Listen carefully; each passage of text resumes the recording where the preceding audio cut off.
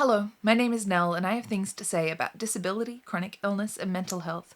I live with all of these things and here on my channel, in my videos, I talk about them.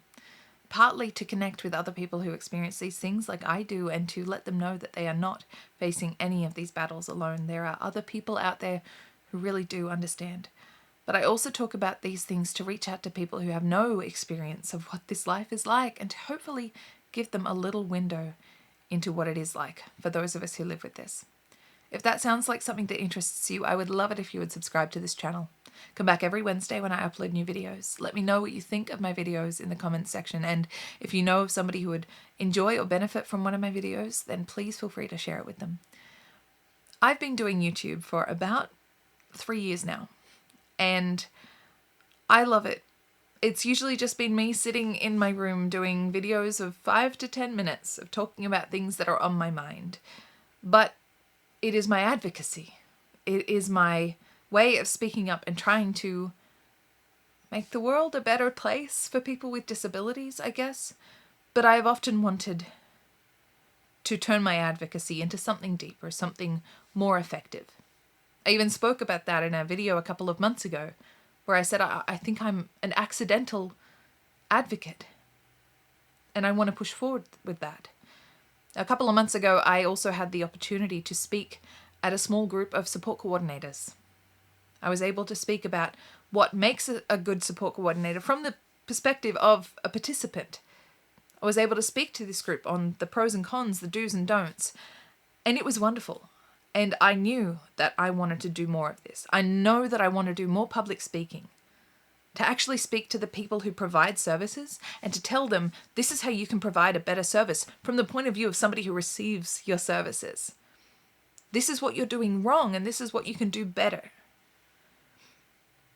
And the great thing was I just had business cards printed and they were delivered the day before, so I was able to bring my business cards and I felt very professional. At the end of my talk, I had people talking to me about ideas of where I could speak, of what I could do. And somebody approached me and said that they would love me to speak at one of their seminars, that they run seminars, and that I would be a great person to speak at that. I spoke to my counsellor the next day about how this could actually turn into opportunities to speak. And she said, if you are going to speak, if you are going to do advocacy, if you are going to do consulting, make sure you get paid. Too often, people with disabilities who start getting into advocacy, who start getting into consulting, who start essentially getting into training, they don't get paid. They don't place enough value on themselves, and in doing so, others don't place value on them. Because what we have to teach hasn't come from training that we've experienced. We haven't done degrees, we haven't done certificates, we haven't done courses. All we've done is live this life for months and years and decades. What we have to teach can't actually come from training. You can't train what we have to teach. So my counsellor was saying, make sure you place value on what you have to teach. Make sure you remind yourself that what you have to teach can't be found anywhere else. It's invaluable. Place a value on that invaluable asset that you have and make sure you get paid.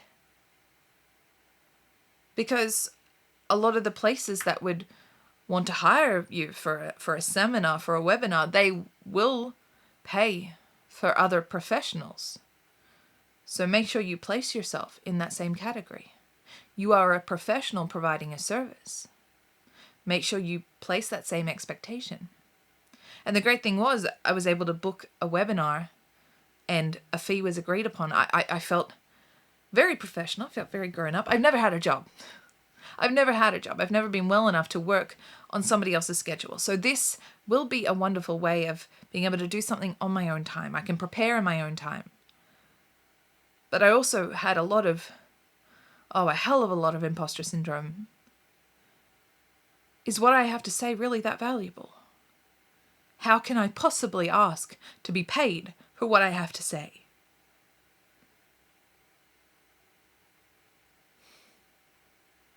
How can I ask for value on what I have to say if I'm so afraid that what I have to say is valueless? But I have to remind myself that what I have to say has value that cannot be measured. What I have to say and what I've experienced is something that these places, if they want me to speak, what I have to say, they can't get anywhere else. They can't get anywhere else. I'm a person with acquired disability who can talk. I can talk. I can enunciate. I can be eloquent. I can describe things in a way that other people can't. That has incredible value. But I do think that it is something that a lot of people with disability struggle with. When we don't have a degree, we don't have certificates, we don't have training, we haven't done courses to give us the knowledge that we have. So how do we then place value on it when we want to sell it to other people? Because we deserve to get paid for our work. It's a hard one. It's a hard one, and I'm still navigating it. I want to be this advocate. I want to provide this service, but I need to be the one to place value on it. Otherwise, no one else will. All right. That's all from me. Thank you so much for watching. Please check out my Instagram and TikTok. There's fun stuff on there, music covers and pictures of my animals. They're very, very sweet. All right. Thank you. Bless.